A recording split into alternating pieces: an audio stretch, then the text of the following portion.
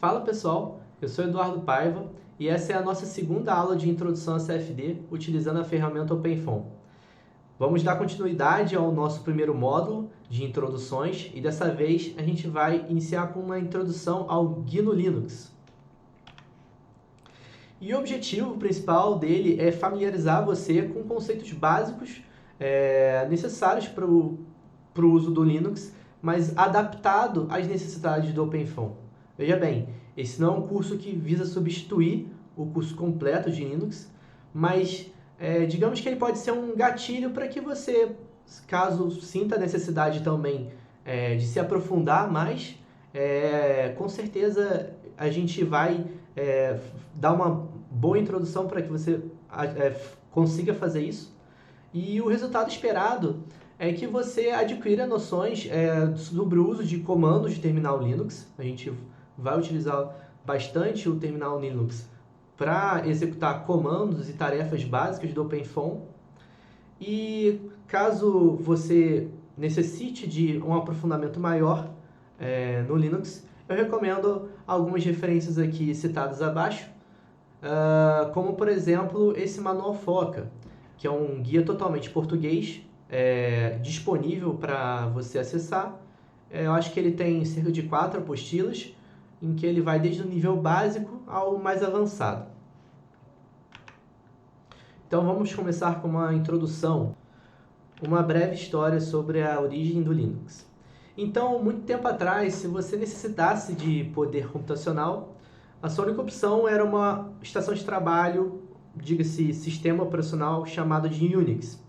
Esse sistema Unix não era utilizado em computadores pessoais na época, e eles não conseguiam fazer esse tipo de trabalho, e o Unix ele era muito difundido no meio acadêmico, então muita gente se ambientava nesse sistema operacional durante o seu período acadêmico, ou até os próprios pesquisadores utilizavam muito dentro da universidade. No entanto, o custo para você utilizar esse software fora do meio acadêmico era altíssimo.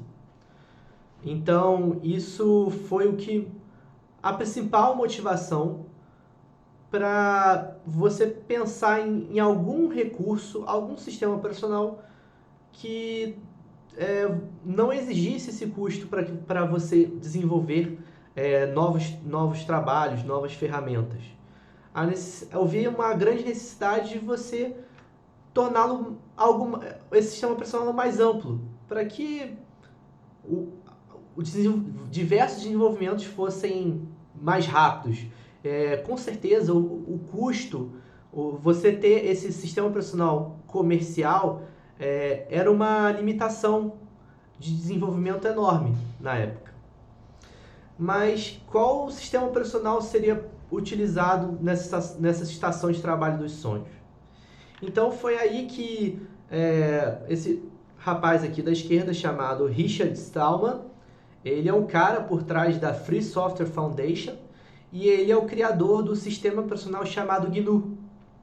GNU quer dizer um acrônimo, eles chamam de acrônimo recursivo, justamente para também fazer menção ao poder do seu sistema operacional, que GNU is not a Unix.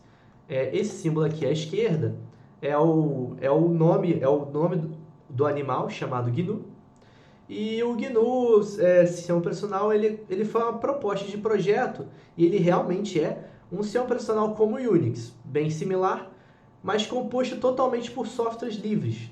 Então essa é a vantagem que deu esse ganho, e a gente hoje em dia tem essa oportunidade de colaborar com novos desenvolvimentos, e ele também foi alguém que alavancou, por exemplo, o GNU Public License, que é nele que aborda as principais questões relacionadas ao desenvolvimento e à utilização de distribuição de softwares livres. É nele que os softwares livres te dá a possibilidade de modificar e de divulgar para quem você quiser e custear da forma que você queira também. É esse GNU Public License que garante isso. mas existiam alguns entraves antes de você dizer que o GNU é um sistema operacional por completo. Então, para isso foi preciso três coisas, além contando com a GNU Public License, há programas para usuários que eles deviam ser desenvolvidos quase que do zero. Além disso, o sistema operacional GNU ele era um sistema operacional por somente, ele era um conjunto de ferramentas, um conjunto de softwares livres, porém ele não existia uma espécie de núcleo. O que é esse núcleo? Esse núcleo ele é o que faz a interação, o intermédio entre essas ferramentas do sistema operacional com o hardware. Então, sem esse núcleo, o GNU ele não tinha um sistema operacional por inteiro. Então, como eu tinha dito antes, o núcleo ele é responsável por interligar esses programas e os recursos do computador. Ele pode ser como a interface entre o software e o hardware. Bom, e foi daí que, em 91, um engenheiro de software sueco chamado Linus Torvalds, ele começou a ficar curioso sobre esses sistemas operacionais. Ele escolheu o sistema Minix. Esse sistema Minix é uma versão reduzida do Unix em seus estudos, mas logo ele se sentiu um pouco frustrado por conta das limitações da licença, por conta justamente do uso ser exclusivamente acadêmico. E por conta dessa limitação, Linus ele resolveu trabalhar no seu próprio sistema operacional. No entanto, ele acabou trabalhando especificamente em um núcleo, no kernel. E aí, o que você acredita que isso acabou terminando, né? Qual foi a conclusão disso? Você tem um kernel que foi desenvolvido para ser um software livre, e você tem um GNU que foi um sistema operacional que também foi desenvolvido para ser um software livre. O que aconteceu foi que, unidos, criou-se o GNU Linux, pois se um sistema operacional livre e de código aberto, ele não tinha um núcleo, mas um núcleo que ele é livre também e de código aberto sem um sistema operacional. Então, daí surge esse novo sistema operacional GNU Linux. Só para ser formal aqui com esse termo, o Linux ele é apenas uma forma reduzida de você dizer GNU Linux. Não tem problema você dizer por simplicidade que Linux é um sistema operacional todo. Mas se você necessitar de algo mais formal, recomenda-se utilizar esse termo, GNU Linux. Então, apresentar algumas sugestões de programas que são bastante utilizados no Linux. A primeira ambientação, o usuário se pergunta se os programas que ele usava no Windows existem para o GNU Linux. Então, existe uma frase bem utilizada que para todo programa existente no Windows, existe um equivalente para o Linux. Isso realmente é verdade e, além disso, é livre, não é pago.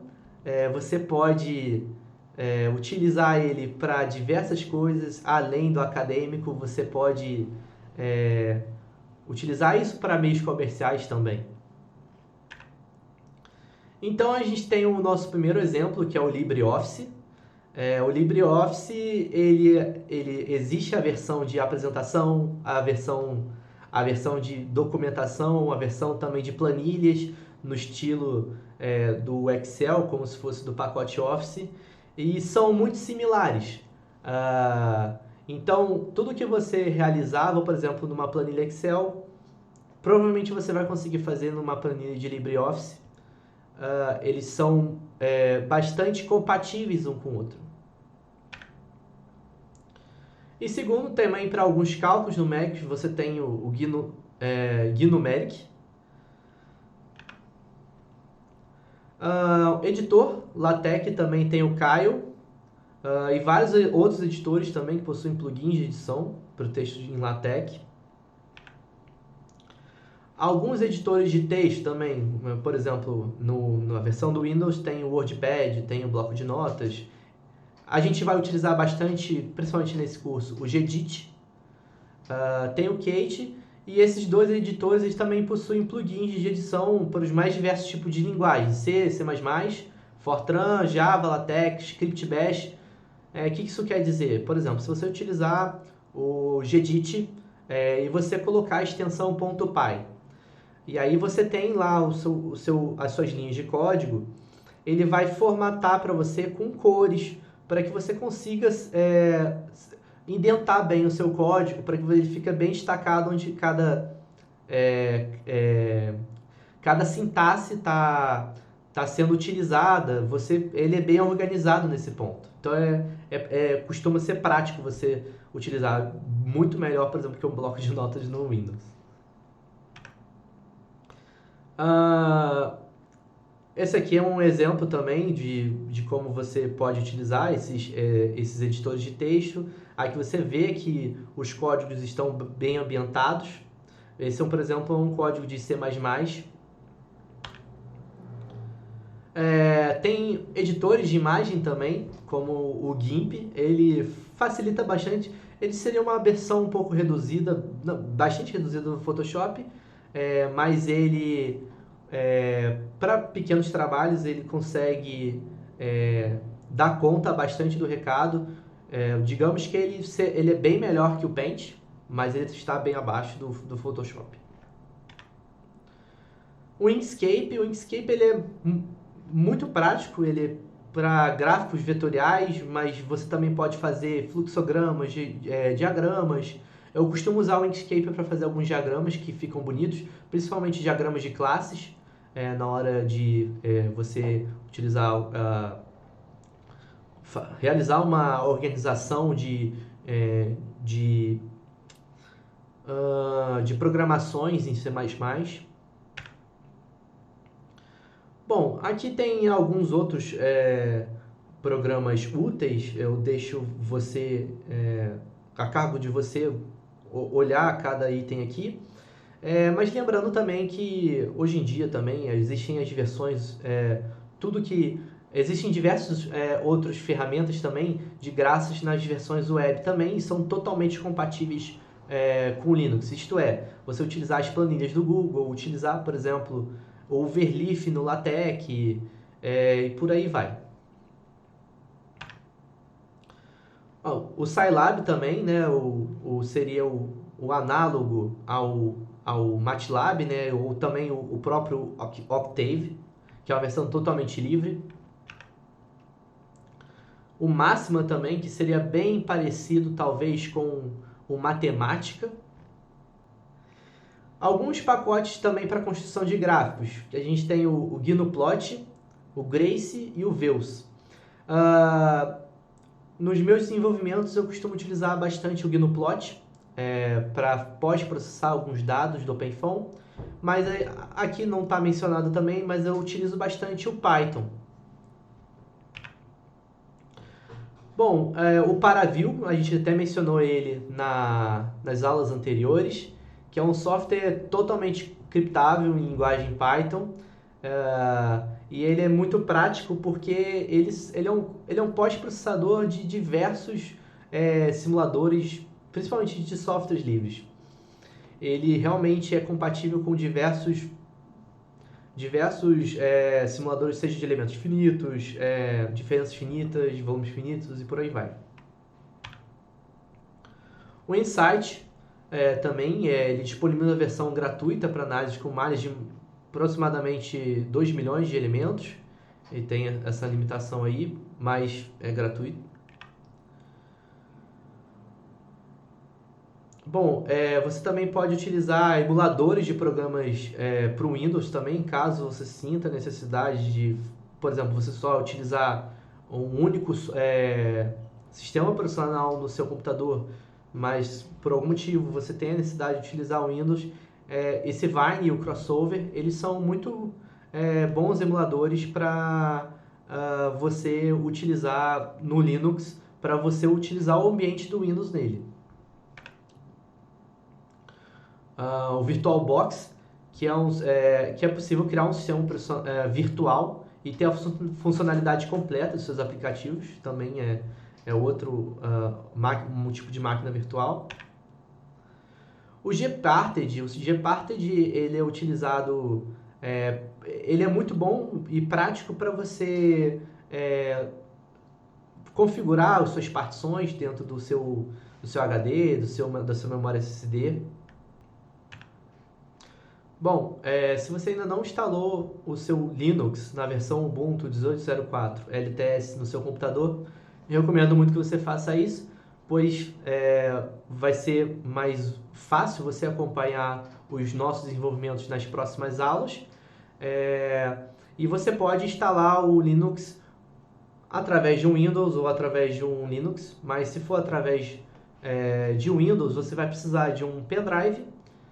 Você vai pode procurar na internet, talvez eu recomende para você o Live USB, e aí você vai também baixar a extensão ISO da Linux versão Ubuntu. E aí nesse programa Live USB, você vai transformar o seu pendrive num pendrive bootável, em que você vai fazer a instalação do Linux no seu computador.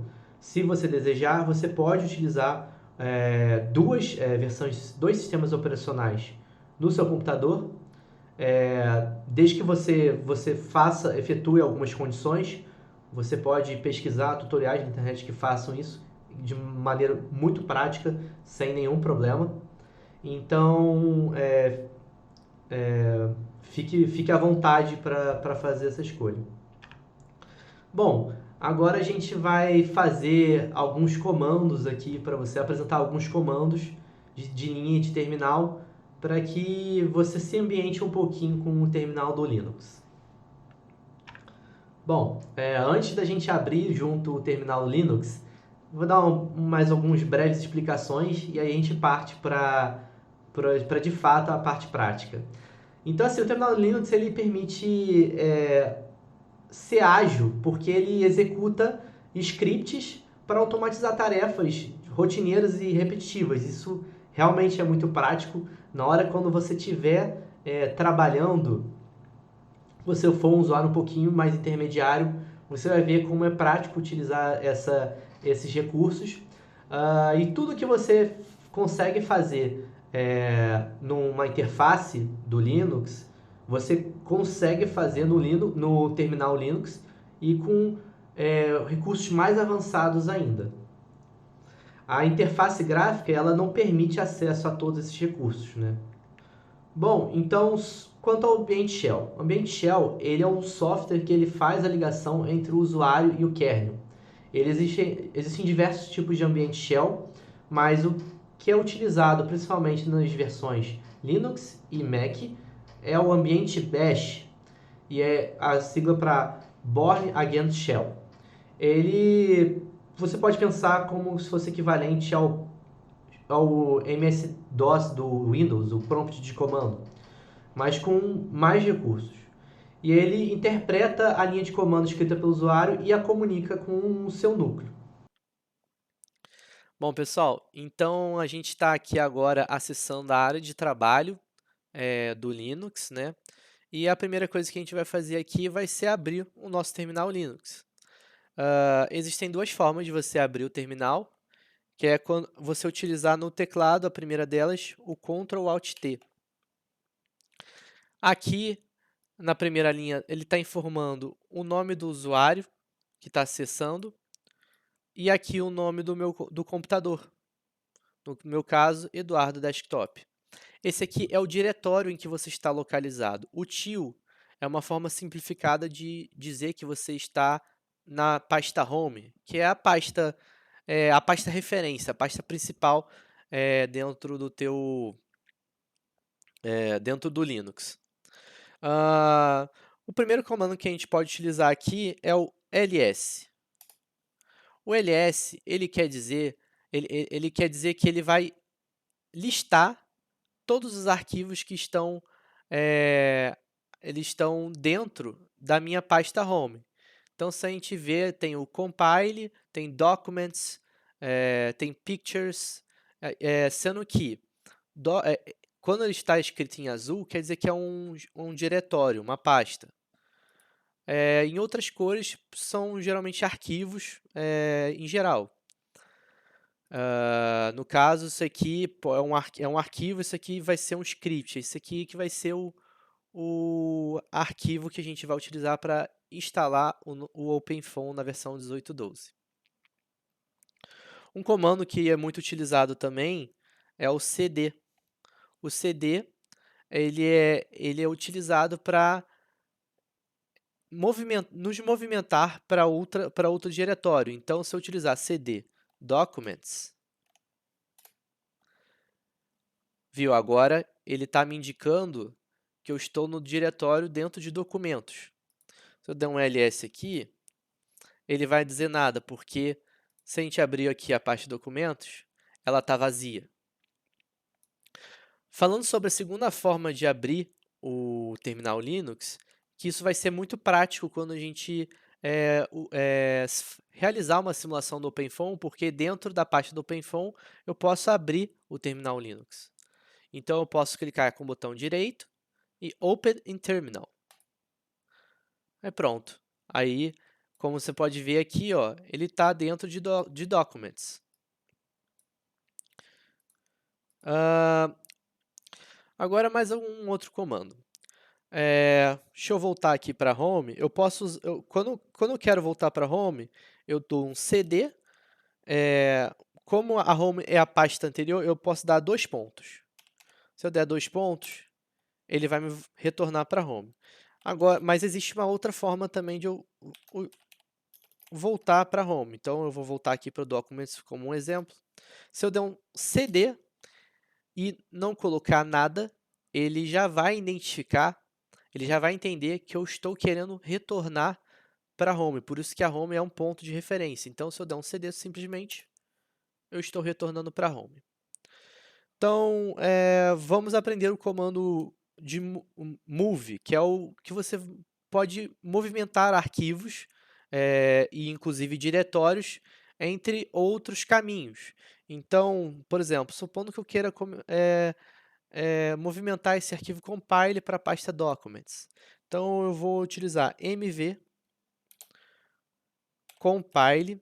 Para não ter que digitar tudo, se eu apertar o tab, ele completa para mim. E a primeira entrada que você vai dar é o arquivo que você deseja movimentar.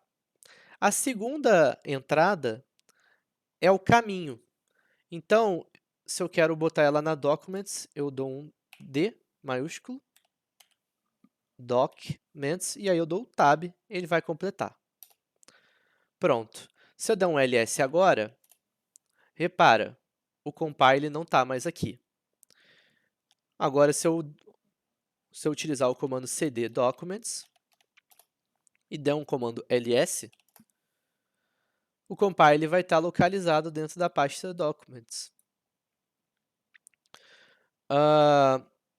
Um outro comando que a gente pode utilizar, deixa eu voltar para Home, é o cp. Por exemplo, eu posso, supondo que eu queira copiar um arquivo. Vou dar esse examples desktop. O comando é o cp examples desktop. Essa é a primeira entrada. A segunda entrada é o nome que você quer dar para esse arquivo, que ele vai ser exatamente igual.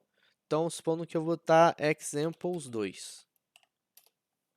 Se eu der um ls, ele vai abrir aqui. Ele vai copiar o arquivo, mas com o nome agora examples2. Se eu quiser deletar esse arquivo, então eu utilizo o comando rm examples2. Repara, ele não completou o que eu queria, pois tem 2 examples aqui. Então, ele só completou até onde não há mais de um arquivo com o mesmo nome. Então, examples2. Se eu der um ls de novo, deixa eu botar em tela cheia aqui. Pronto. O examples2 não está mais no nosso diretório da home. Supondo que eu queira movimentar pastas. Tudo que você fizer com pastas, você quer deletar, você quer copiar, você quer movimentar, você tem que utilizar a flag -R. Então, supondo que eu queira copiar a pasta documents, então eu vou utilizar cp -R documents. E aí eu vou dar o nome do diretório agora. Eu vou botar doc2. Se eu der um ls agora, ele vai ter lá doc2. Vamos entrar no diretório doc2 para ver o que tem dentro dele. Repara, ele copiou tudo que tem dentro, então o compile, que era o arquivo que tinha dentro da documents, também veio junto. Se eu der um cd para voltar, agora supondo que eu queira deletar essa pasta, então é só eu utilizar o rm-r doc2. Eu der um ls de novo, ele já não se encontra mais dentro da minha home. Algumas observações. Eventualmente, eu não sei explicar por que isso acontece. Em algumas ocasiões, você, ao invés de utilizar o traço R como flag, você vai utilizar o traço R maiúsculo. Tá? Se por algum motivo o comando não funcionar, você utiliza esse R com R maiúsculo, grava isso mesmo, porque isso é importante. Para que você consiga, eventualmente, utilizar o comando de forma a ter o êxito, né? Mas o comando que é interessante apresentar é o mkdir. Ele cria diretórios, né? Então, supondo que você queira criar uma pasta por algum motivo, para organizar e mais, o mkdir dentro do terminal é assim que você vai fazer. Então, supondo que eu queira criar uma pasta para falar sobre casos OpenFOAM, botar assim, mkdir. Se eu der um ls, repara, ele já está aqui, casos OpenFOAM. Vamos entrar aqui dentro da pasta. E agora, isso é um comando prático também, por mais que você não veja utilidade nele inicialmente, mas a nível de OpenFOAM ele vai ser bastante útil, que é o comando touch, que é para você criar arquivos vazios. Então, se eu der um comando touch e escrever banana, ele vai criar um arquivo, se eu der um ls aqui, ele vai criar um arquivo chamado de banana, sem nenhuma extensão, e ele é vazio. Como é que a gente vai saber que ele é vazio? Se eu der um comando gedit, vocês lembram o gedit, o editor de texto que eu comentei? Se eu der o gedit e espaço o nome do arquivo, banana, a gente vai verificar, ele vai abrir o editor de texto e aí aqui a gente vai verificar que não tem nada dentro dele. Se eu escrever qualquer coisa aqui, hello world, e salvar, ele vai ficar salvo como normalmente se faz com qualquer editor de texto. Agora vamos voltar para a home. Existem alguns comandos também bastante práticos que, por exemplo, para a gente efetuar uma instalação de alguma biblioteca, de alguma ferramenta, supondo que eu queira instalar o Python. O Python ele costuma já vir dentro do Linux, mas às vezes você quer um Python mais específico, geralmente eu curto utilizar o Python na versão 3. Então, para eu fazer essa instalação, existem O comando que se deve utilizar é o apt-get espaço install e aí espaço o nome da ferramenta que eu quero instalar dentro do meu Linux. No entanto, na maioria das vezes que a gente efetuar uma instalação, ele não vai instalar com um determinado êxito. Por quê? Porque se ele não tiver nas configurações de administrador, eventualmente o Linux ele pode barrar alguma instalação que esteja num recurso com um privilégio maior. Então, toda vez que a gente quer utilizar um privilégio maior, ou seja, utilizar um comando com privilégio de administrador, a gente vai colocar na frente o sudo para qualquer coisa. Então, se a gente der o sudo apt-get install python 3, ele vai exigir que eu digite a senha. E não vai aparecer nada, tá? E aí você só digita a sua senha, aperta Enter. Ele vai instalar os pacotes que eventualmente eu exigi, eu dei de comando para ele fazer a instalação. Mais uma coisa, dentro da pasta Home, se eu der um ls-a,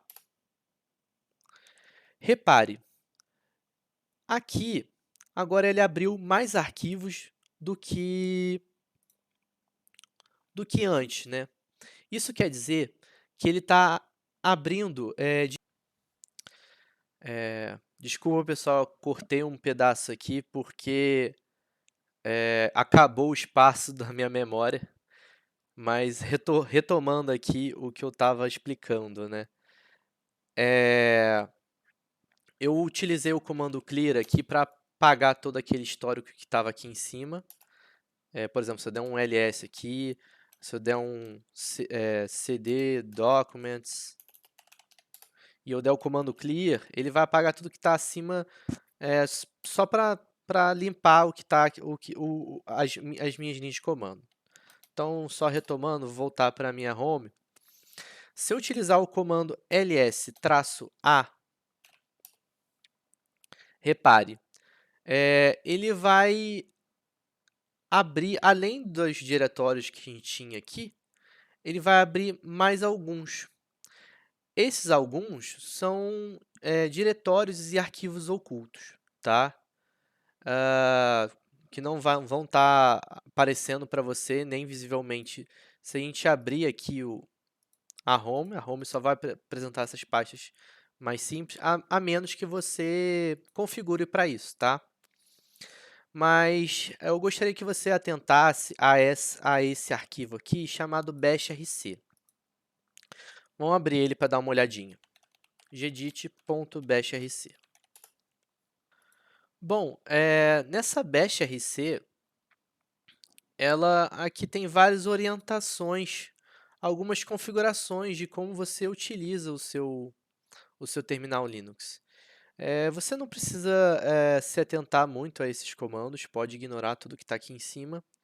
Mas repare, por exemplo, aqui embaixo. Você pode personalizar tudo que está embaixo dele. Eu utilizei aqui Alias OF1812. O que isso quer dizer?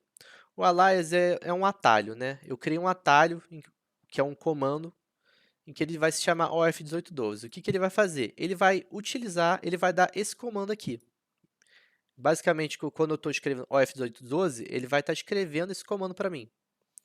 Ele vai dar o comando source, que o source ele serve para você buildar o OpenFOAM, para você utilizar ele no seu terminal. E aqui está dando a orientação, o caminho de onde está o OpenFOAM. O Alias ele é muito prático para você criar esses atalhos, então você pode dar qualquer comando para ele. Então, supondo que eu queira eu quero criar um atalho para me direcionar para a pasta Documents. Então, vamos lá, alias Vamos escrever o nome do atalho, doc, igual, abre as aspas, e aí eu vou dar o comando. O comando é o cd, eu quero que ele sempre... Eu tenho que dar o caminho certinho para ele, então ele vai começar da home, eu posso usar o til. Ele pode usar o til, ou então, se você preferir, ele pode usar o cifrão home, também serve, barra documents. Eu fecho as minhas aspas e eu salvo o arquivo. Fecho. Agora a gente precisa reiniciar a nossa bash, o nosso terminal. Então, se eu der um Ctrl Alt T de novo, agora a gente vai utilizar o comando doc que a gente criou. Pronto. Ele já é um atalho para utilizar o comando para me movimentar para documents. Então, isso é muito prático na hora que você quer executar um comando como eu estava fazendo no OpenFOAM. Ele é extenso, você pode ver. Então, para reduzir isso, você simplesmente reduz esse comando grandão a um único atalho, que é isso que o Alias faz. Bom, a gente já deu um bom overview de terminal Linux. E agora a gente pode dar prosseguimento para a instalação do OpenFOAM, né? A forma mais prática de instalar o OpenFOAM, na minha opinião, é utilizando, na versão 18.12, tá?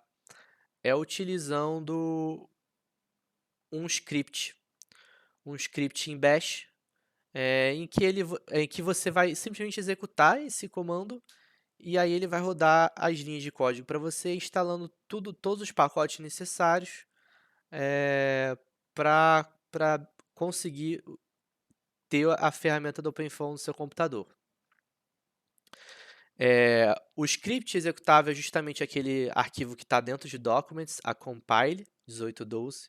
Então vamos aqui na pasta Documents. E aí vamos movimentar esse compile para home, tá? Então, mv compile, eu quero movimentar para uma casa atrás. Então, vou dar um cd.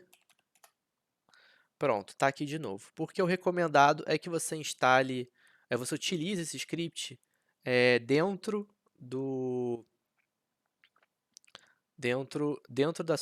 seu diretório home. Vamos abrir o arquivo compile só para a gente dar uma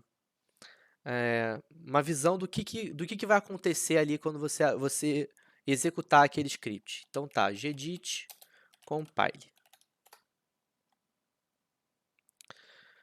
Esse eco aqui, ele simplesmente vai printar essa mensagem no seu computador. Então ele vai dizer aqui que ele vai rodar o script. Ele recomenda que você utilize a versão, você rode no modo root, mas aqui a gente não vai fazer isso e não vai ter tanto problema em fazer isso. Isso porque quando você instala dentro da versão root, para você fica um pouco mais difícil depois para um nível básico de Linux manipular essas pastas do OpenFOAM. Então ele vai avisar para você que ele vai instalar alguns pacotes necessários. Esse apt-get update ele vai fazer alguns updates no seu computador. Ele vai fazer algumas instalações necessárias. Ele vai instalar mais uma ferramenta. E aí aqui, ó, CD ele vai voltar para home, ele vai criar pastas. Aqui esse wget ele vai baixar ele vai baixar os arquivos do OpenFOAM compactados, esse formato .tgz, se você não é familiarizado com Linux, é uma forma de compactar diversas pastas, arquivos, assim como existem também o .zip. Aqui ele vai descompactar, ele vai executar, né, os comandos para descompactar, e aqui ele vai começar a compilar o OpenFOAM, tá? No final, ele vai criar... onde é que está aqui? Aqui, ó, echo. Aqui ele vai abrir a tua bash RC, tá? E ele vai criar aquele alias OF1812, igual eu comentei, tá? Bom, de resto não precisa saber tanto, é só ver que é isso mais ou menos que esse script vai fazer. Então vamos tentar rodar esse script. Visto que você já tem esse script em mãos, você vai utilizar o comando bash.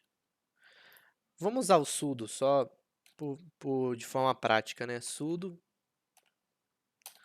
bash compile 1812. Ele vai exigir a minha senha, né?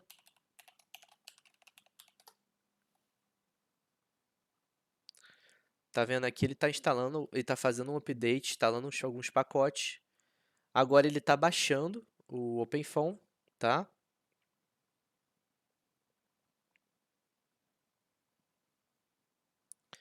A minha internet está boa hoje, como vocês podem ver, 10 megas por segundo.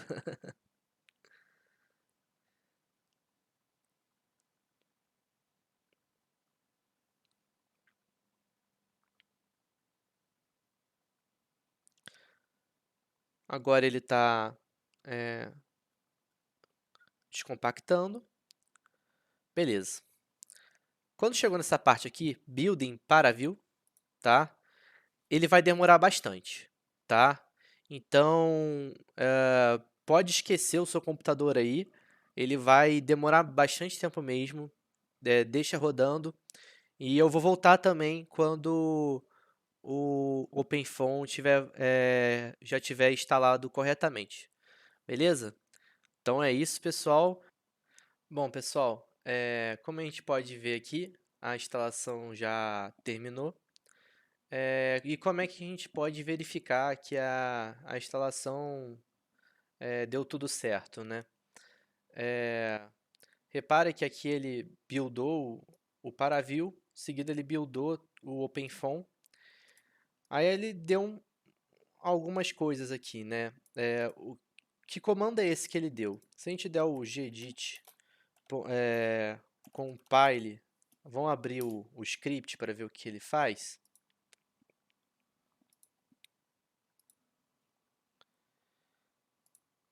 Olha, ele vai printar esse checando para verificar se está tudo ok, e ele vai dar esse comando aqui, ó, ecofon-help. Esse ecofon é um dos solvers utilizados pelo OpenFOAM. É um solver simples e compressível, e ele usou a flag help, tá? E é justamente isso que deveria aparecer. Então, se ele apareceu aqui, é porque está tudo ok, tá? O que a gente pode fazer agora é abrir um novo terminal. A gente reinicia esse terminal para verificar que de fato está tudo ok. Então a gente vai utilizar o comando OF1812 agora, né? Porque, como a gente tinha falado, ele configura esse alias. Pronto. Se ele não recusou nada, quer dizer que provavelmente ele deve ter ido. Se a gente der o ecofon-help, ele vai aparecer a mesma coisa, tá? Supondo que o seu OpenFOAM não foi instalado corretamente, apareceu alguma coisa antes ou não apareceu esse ecofon-help, eu sugiro que você reinicie o computador e refaça esse procedimento de compilar esse script, tá bom? Então, galera, esse foi mais uma aula. Eu espero que vocês tenham gostado. Eu incentivo você a fazer comentários aqui para de dúvidas ou algo que você queira acrescentar, vai ter um espaço para você fazer isso. E principalmente, se você teve dúvida durante a instalação do programa, fique à vontade para também utilizar esse espaço. E a gente vai estar entrando em contato com você para esclarecer qualquer dúvida, sanar algum problema seu, tá? Esse aqui, à esquerda, é o link, é o meu LinkedIn pessoal também, caso vocês queiram me seguir. E ao lado direito, a gente tem o LinkedIn, um Linktree, na verdade, é, das páginas da Wiki, tá bom? Então, pessoal, obrigado por assistir mais essa aula. E na próxima a gente já vai começar a falar do OpenFOAM, tá bom? Valeu, abraço!